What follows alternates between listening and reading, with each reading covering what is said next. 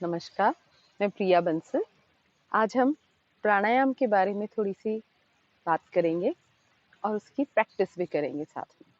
प्राणायाम यानी कि सांसों के लेने की अलग-अलग गति, अलग-अलग तरीके से सांस लेने को हम प्राणायाम की श्रेणी में रखते हैं।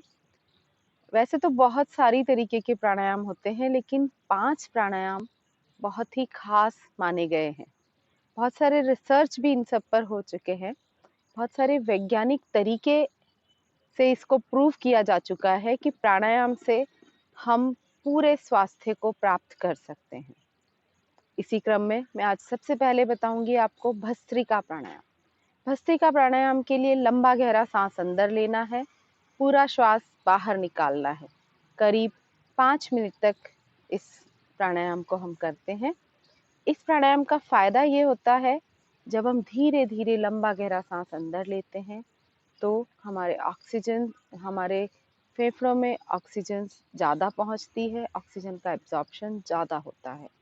और इसी जब हम धीरे धीरे श्वास बाहर निकालते हैं तो पूरे टॉक्सिन्स श्वास के साथ ही बाहर निकल जाते हैं।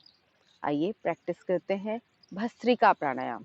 लंबा गहरा सांस, आंखें बंद रखेंगे, दोनों हाथ ध्यान मुद्रा में, पूरा ध्यान सांसों पर केंद्रित रखते हुए लंबा गहरा सांस अंदर लें।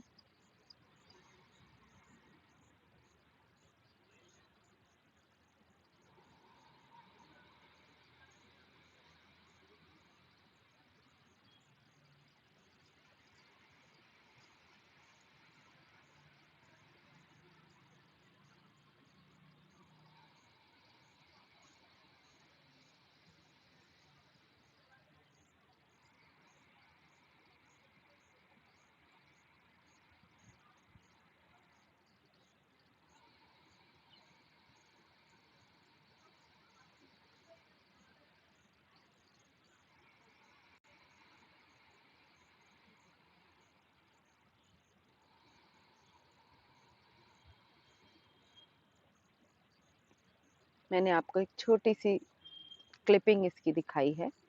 इस प्रक्रिया को हमें लगातार दोहराते जाना है, लगभग 5 मिनट तक। बहुत ही फायदेमंद प्राणायाम।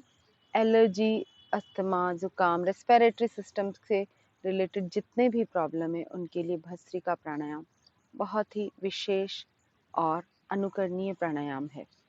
इसके बाद हम दूसरा प्राणायाम देखते हैं, कपालभाति प्राणायाम। कपालभाति प्राणायाम सिर्फ प्राणायाम नहीं होकर एक क्रिया भी है, शारीरिक शुद्धि की क्रिया, मानसिक शुद्धि की क्रिया। इस प्राणायाम में हम सब पहले लंबा गहरा सांस अंदर लेंगे, पूरा बाहर निकालेंगे और फिर झटके से 1 सेकंड एक बार श्वास को बाहर फेंकते चले जाएंगे। एक बार मैं आपको करके दिखाती हूँ इस प्राणायाम को।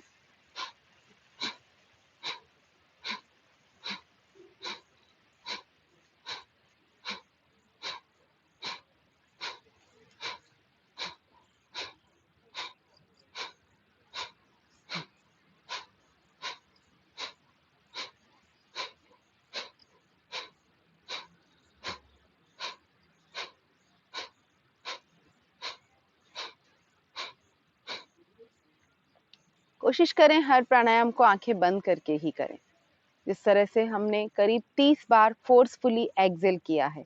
जो लोग पहली बार प्राणायाम कर रहे हैं वो बीच बीच में रुक रुक कर इसे करते रहें।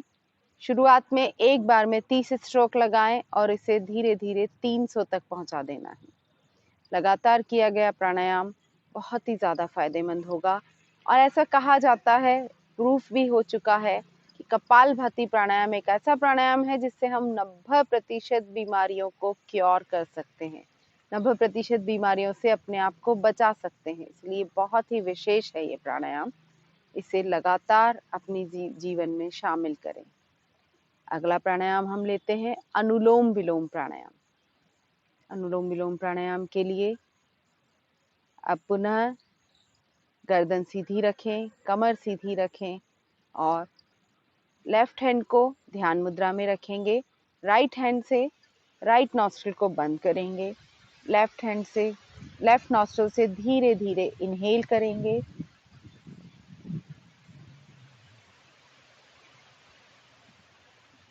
पूरा इनहेल करने के बाद फिंगर से लेफ्ट नॉस्ट्रिल को बंद कर देंगे, राइट नॉस्ट्रिल से एक्सहेल कर देंगे। Slow and complete exhale.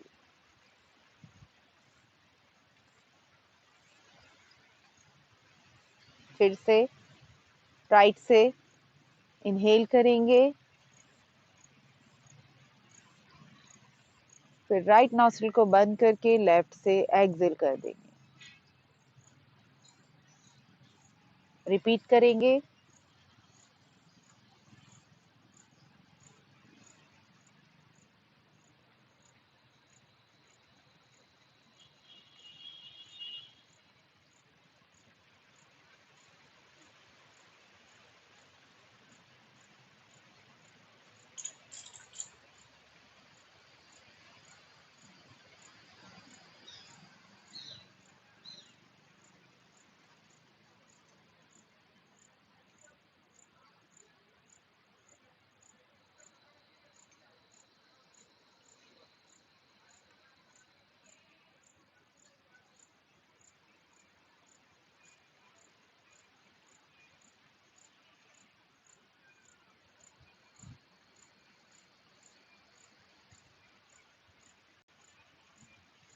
इसी क्रम को लगभग 10 मिनट तक हमें रोज करना है।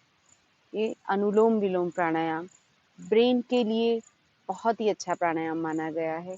टीनेजर्स को, पढ़ने वाले बच्चों को इस प्राणायाम से बहुत फायदा होता है और ये सब साइंटिफिक हैं।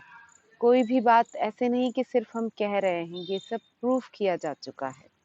अगला प्राणायाम हम देखते हैं भ्रामरी प्राणायाम। भ्रामरी प्राणायाम के लिए पहली उंगली माथे पर, बाकी उंगली आंखों पर रखेंगे।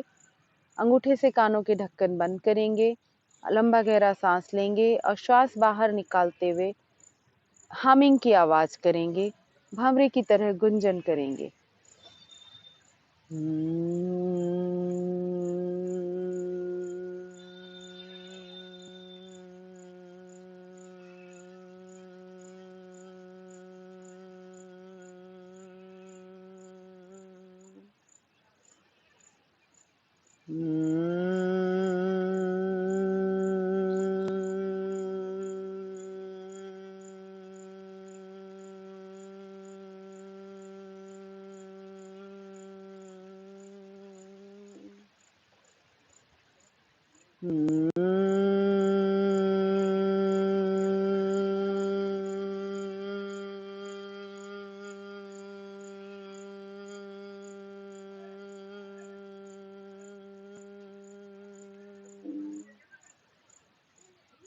इस तरह से 3 से 5 बार इस प्राणायाम को करने के बाद हम करते हैं ओम का उच्चारण, प्रणव ध्वनि का उच्चारण।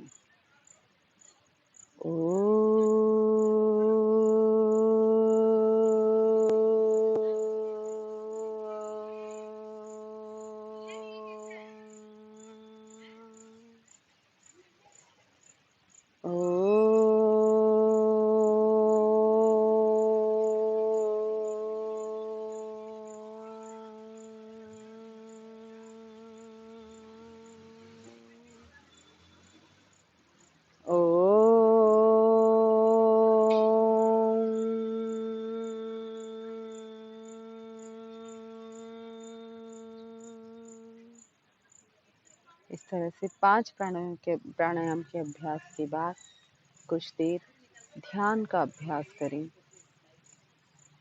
बिल्कुल स्थिर होकर, शांत होकर बैठ जाएं। सिर्फ सांसों के आने जाने पर अपने मन को टिकाने की कोशिश करें।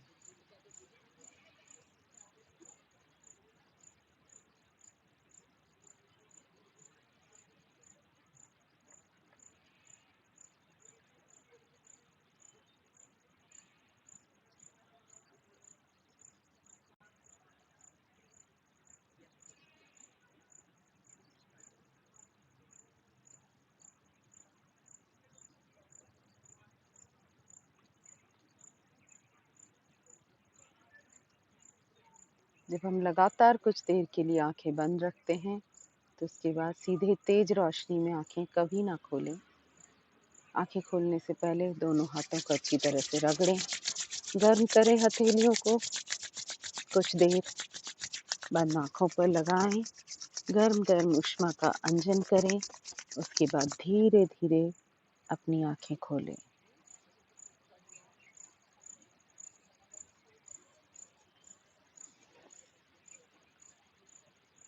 तो इस तरह से हमने आज प्राणायामों के अभ्यास किए।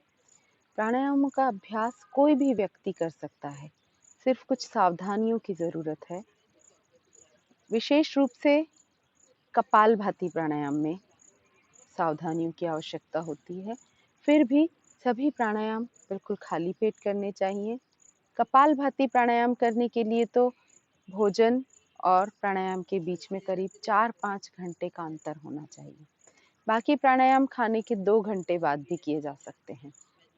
इस तरह से कुछ सावधानियों के बाद किया गया प्राणायाम निश्चय ही आप सबके लिए बहुत फायदेमंद होगा। धन्यवाद।